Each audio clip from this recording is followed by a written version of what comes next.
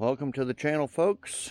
Clunkers and Classics, where we are rebuilding, restoring, customizing, and everything else in the book to this 68 Nomad wagon.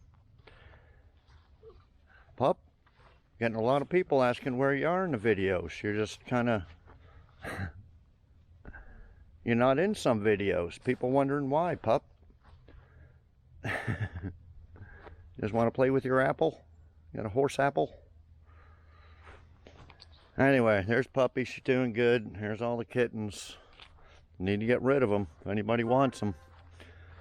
Okay, so this episode, I don't know how much time I should spend on it because you guys probably seen this. This is just deja vu all over again with these damn upper and lower control arms.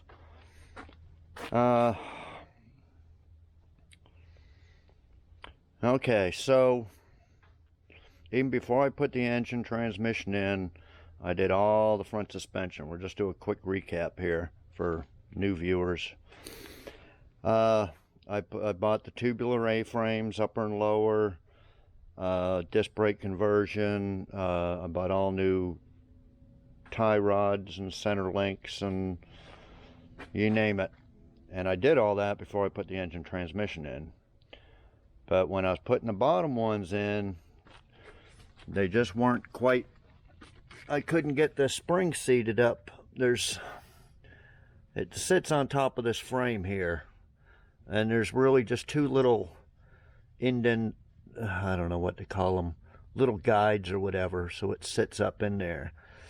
Well, putting this on, it just wouldn't line up. I had it in the spring compressor. These are brand new springs I bought separately, and shocks, and it just wouldn't sit where it was supposed to. And I tried every which way, and I just thought, well, maybe I got to try a different spring compressor or something. But anyway, I put them in there, and then these are the factory control arms are now, but on the top. So I just hooked it all up, and it had no travel. The top A-frames were hitting the frame, and I figured something was wrong, but I thought, well, wait till we put the engine transmission in. That's a lot of weight. Maybe it'll go down and it'll have the travel it's supposed to. Well, the engine transmission's in, and it didn't. So then I thought, well, you know, somebody mentioned that the top A-frames were contoured wrong. They're not the right ones. Now, the kit that I ordered originally said 64 to 72 Chevelle. And so I tried some spacers. These are spacers here on the last, well, couple videos ago for the ball joints. Tried to put them on the tubular top A-frames. Didn't work. So I put the original control arms on, put the new aftermarket ball joint and spacers on this, and it's hitting the wheel, and it's angled wrong, and it's not going to work. So I tried every which way to make this stuff work that I had, and we just got to start from square one. Okay, so I just got them in. I went ahead. So started looking on eBay again, and then a lot of sellers are selling them for 68 to 72, not 64 to 72, but 68 to 72. This guy, Pirate Jack, he had it advertised as 64 to 72 that I bought them from. So I ordered a set from the 68-72 because by the pictures, you could tell these A-frames were right. Top ones. Okay, so we'll look at the difference here. This is the Pirate Jack ones. And, you know, I guess these are for 64 to 67. That's what he saw. They won't work in the 68-72. And one way to tell, well, they're flat for one thing. I might have that on backwards, upside down. you can tell the difference here. You can see the difference. These are more, see, these are more swooping, so they sit up like that. The frame's in here, whereas this one is almost flat, and the frame just hits. This thing needs to go on up. So when I was putting one in, you know, it crushed this because I had to use a come along. Get this down to bolt onto the spindle. It crushed one of them. So there, you can see the difference. See the difference? Why these guys sell them that say 64 to 72, I do not know. It's costing me a lot of extra labor. Now, Pirate Jack had, I've been emailing him back and forth, and at first, well, not at first, but lately I told him I was changing the front control arms over. Oh yeah, I'll refund you for that. And then I told him, well, just hang on, because he said he was going to send a return label or something. Said, hang on, because I think the bottom ones are probably wrong too, because the springs didn't quite fit. So yeah, you can see the difference just by sight. And that's what I seen on eBay pictures, was this difference. And I was like, yeah, that's what I need right here. So anyway, those are, well, they're all going back. Okay, yeah, I know they're Chinese, and I could, you know, people, well, rebuild your old ones. Well, I don't have a press to press in these, especially the bottom one. The bottom ball joint is pressed in there. This is pressed in. I don't have a press to do any of that. These are a pain in the ass to get out, the old ones, bushings and everything. And I just wanted new tubular ones, just, you know, just they're supposed to be way better than the factory ones and lighter and all that stuff.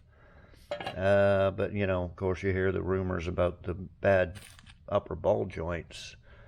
And then I addressed that in the other thing there. Most people say it's these threads or the nut or the cotter pin or all three. And they back off or something and strip.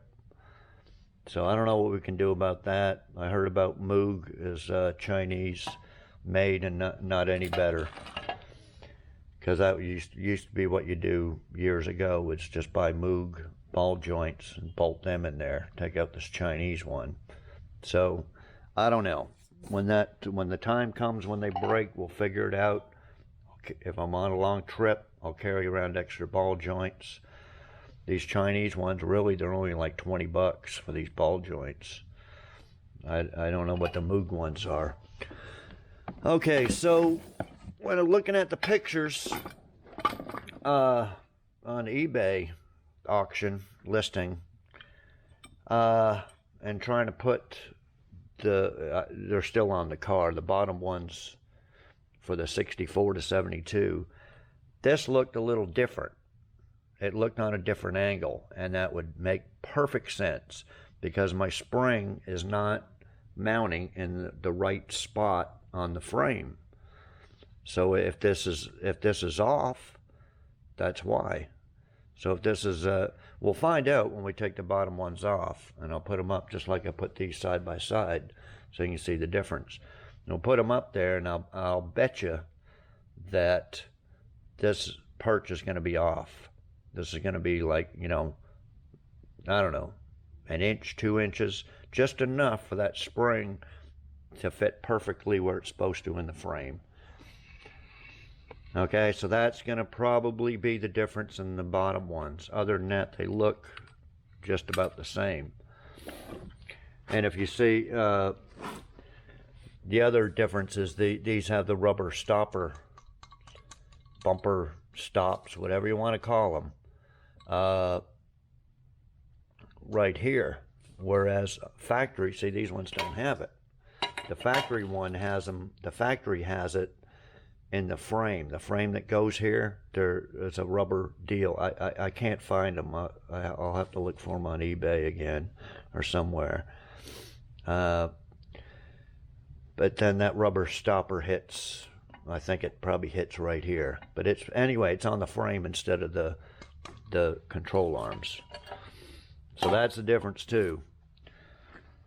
I just thought, well, this is a better idea or something. That's why they have it on there, but no. Okay, so that's it. So once I get them out, then I'll message Pirate Jack and say, hey, I need to return the lower ones too. This whole set here was, it was about $300 with tax and shipping and everything for these 4. And even that's better than screwing around with these factory ones and trying to get the pressing the ball joints out, paying somebody to do it. I'll have to take these apart and look. I'm kind of worried about the bushings too. I haven't heard nothing bad about them, but I heard some other like a Mustang rear control arm had some cheap bushings in there, and they lasted like 50 miles and they turned to mush. So I have to keep an eye on them, because I certainly don't want these bushings to go out, turn to mush after 50 miles. Same with these top ones. These top ones you'll probably be able to see and tell pretty easy. But anyway, I guess we'll get, well, I actually got another job to do. I just wanted to start this video and show you that. We're going to get this thing jacked up again. And I guess I'll start with this side here. And we'll take them off. I'm excited to get the new stuff. Not excited to put it on, because it's a pain in the ass. And then I'll have to go down to or AutoZone or whatever and rent a spring compressor again. Because and also, you don't remember on the last video, it's not the springs. New springs, old springs, same size, same height, everything. So it's not that. It's I know it's got to be the angle. Okay, so when I come back, we'll have it jacked up and we'll go from there. Okay, guys, I got the wheel off this side. Okay, I don't know if I should take this caliper off or leave it on the spindle, put the whole spindle that way. I think I'll take this caliper off, set it up here somewhere. I don't want to disconnect the brake line on it. Then we'll have to do these, so I put an extra nut on there. So get undo them, pop that top A-frame off, which shouldn't be no problem since I just took it off. So we'll get that out of the way. And then I'm going to disconnect the sway bar here. And I think I can just move the spindle and hub over here without disconnecting this. I don't really want to tear up that tie rod end, but I could probably take that off. Anyway, I'm going to take that off, the spindle off, and this off. But then I'll have to get a jack underneath here and hold it up. And then we got to take the shock off. I think there's 2 1/2-inch bolts underneath there.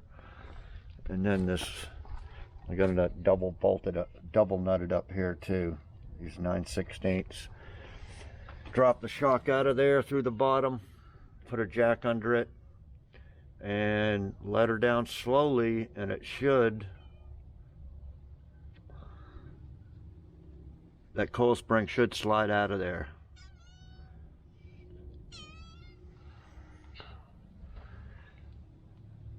And then, well, I'll come back when I get that done. I'll be back. Okay, guys, I got all this apart here. But,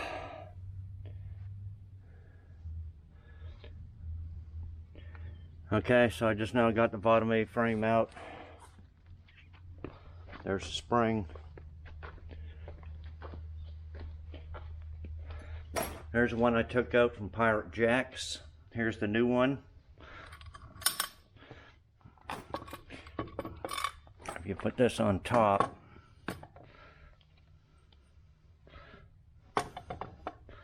about like that, you can see the difference where the perch is.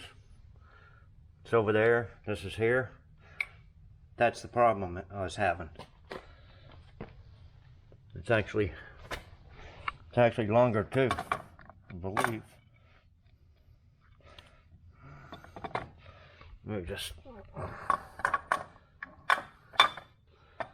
Let me try to put it side by side and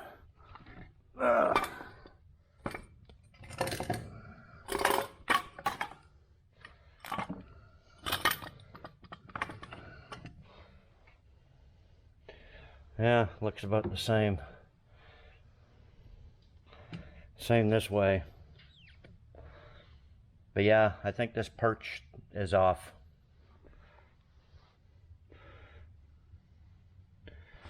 Okay. So let's see if I can get you up in here. There's two little guides. See these little guides here? That's where the spring goes over. You put it in the bottom and push it up, and it just wouldn't line up. So it was sitting over, like, I think it was sitting more in here, and it just wasn't around that little guides there, and it wouldn't line up. It wouldn't line up to that and the bottom perch, no matter what. When I first put them in, would not line up. So I think this one will. So we'll find out here in a minute. I'll see if I can get them in without a spring compressor, but I may have to go get one. It came right out. All you do is you have the jack on the bottom of it, and you just let it all the way down, and then it just comes out. I mean, you had to pry it a little bit. So if you can get that started in the perch at the bottom, then you can just jack up the bottom A-frame. But if not, I'll get a spring compressor. Go down to AutoZone and get a free rental. Okay, so put it back together. I'll be back. Okay, I got it all in there. It's a little tricky getting that spring in there. I went and got a spring compressor from AutoZone.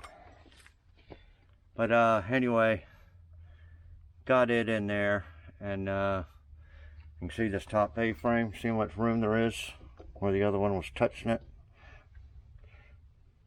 So everything's connected on there, and we'll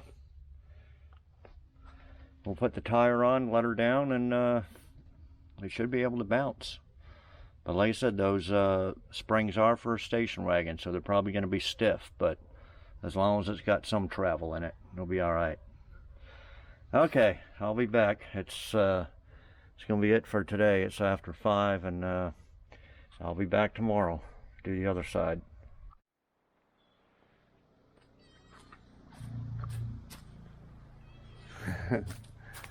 Okay, guys, I got her done. Let me turn off the radio.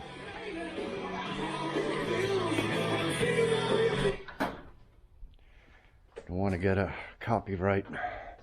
Okay, so I got her done. You see the space in here? Now I'm gonna have to find a little rubber bump stops, whatever you want to call them, that go there. I'll have to look again for them. These ball joints, the bolt end that goes down is a lot skinnier than the other ones, than the other Pirate Jacks and those other ones that I had. They're real skinny. So these might be the ones that break. Anyway, I'm going to check on some Moog. It won't be that hard to replace them. Just the 4 bolts and that bolt there. I'll check on Moog. If they're supposed to be made in China and ain't no better, but I'll put them on there. If they break, then they'll get a hell of a shout out. But yeah, I don't trust that being small, skinny. Okay, so everything else is on there. Yeah, I think I put them springs in a little bit different than I did before. I think I put them on the A-frame the first time and I couldn't line it up. This time I used that spring compressor through here and lined it up with the guides and then pulled it up. But problem was it was sticking over here. Had to use a deal to push it. Had to kind of push the spring this way and jack this up at the same time. Once it hit the groove, then it was okay. You could jack it up the rest of the way. Just slid right in there. Okay, so I got that. Got another job to do. It's been like this since I put power steering fluid in it. The power steering box here. Power steering box is dripping. I know you can buy a rebuild kit. I had a helper last year or year before, and another one of mine was leaking, and I bought a rebuild kit for it, a bunch of gaskets, because he's the type of guy that, oh, I can fix anything. Oh yeah, I'll put that rebuild kit in there. He put it in there and shit, the thing gushed out fluid worse. So I had a used one. I said, just put this used one in there. So I'm not going to attempt it. I think it's leaking from up here and dripping down. And I'll drip it all out in about a week or so. That's why it's all nasty here. So it looks like I'll have to get another power steering box. I don't think they're a whole, I don't know, $100, something like that. Might be more, I don't know. So that's going to be a job coming up. So yeah, let me put that wheel on, get it off jack stands, and I kind of did this side, it bounced a little bit, so we'll see what it's like. I got the old Pirate jacks, the old parts boxed up. I got the little box for them coil spring spacer, or the ball joint spacers that didn't work. Got to return all that. I'd hate to, but okay. Let me turn on my light here. I haven't got much done on these parts here, but I got some parts in.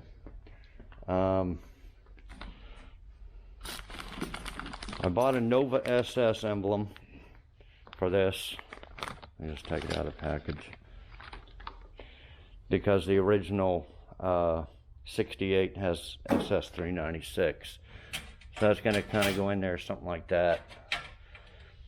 The original, did I throw it out already? I showed it in the last video. The little long, not Chevrolet, but I can't believe I threw that out. I don't know what I did with it. Anyway, if you watch the last video, you've seen it, and it's $115, where this is like $30. So, and I don't know. I'm gonna paint all this black here. Bought this molding here was like $45 because it was completely missing. That goes right along here where these holes are. Of course, that won't go on until after it's painted. Where's my... Oh, I bought new hood hinges right here. They were like about $100, $110. No, I could have got a new... a guy said it was just used once for a show car or something for $100, but I think these were $125. I didn't want to take a chance because these are 68 only. Oh shit, now it says Nova hood hinge. Yeah, I think there's something about difference between a 68 and 69. Anyway, that said it was 68. Yeah, that's right. It's 68 Chevelle, then 68 Impala, than 68 to 79 Nova. It's kind of weird, but I knew there was a difference between 68 and 69, and that's what my old ones there, they were all wallowed out. Somebody had put on 69. It was hitting that right front, so come on, get out, get out.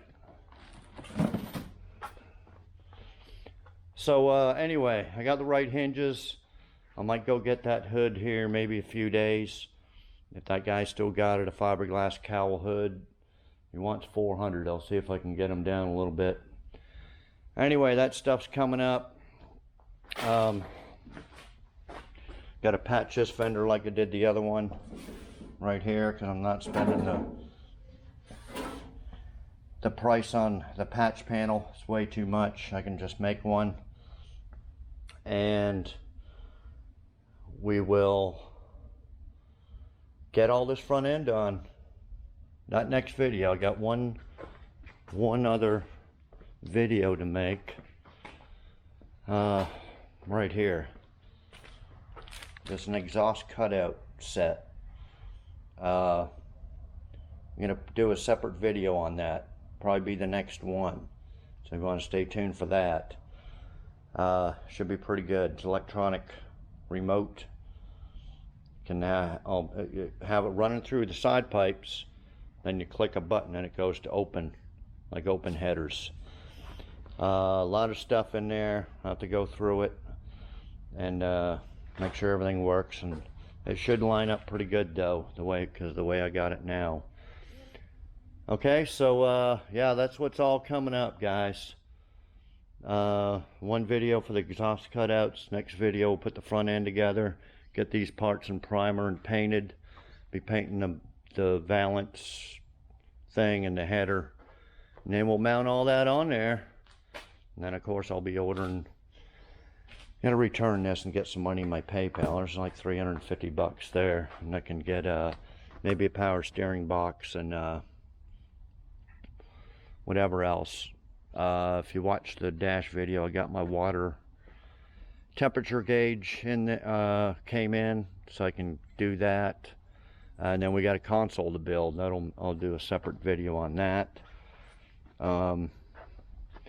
Yeah, so that's what's all coming up, guys. So anyway, I know it wasn't a very exciting video, but it was a lot of work for me. My knees are killing me from kneeling down there for the last couple of days doing these things.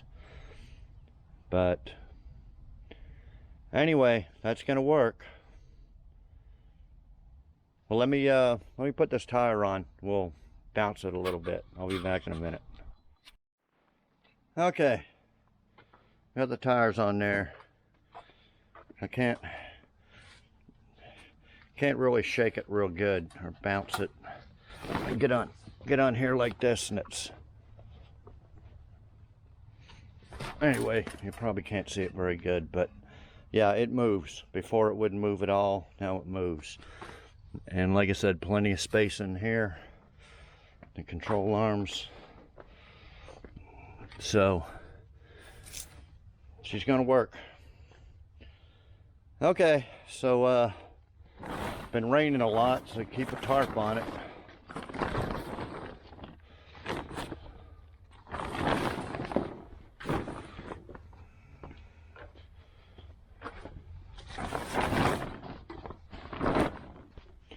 Okay, guys, I think that's it.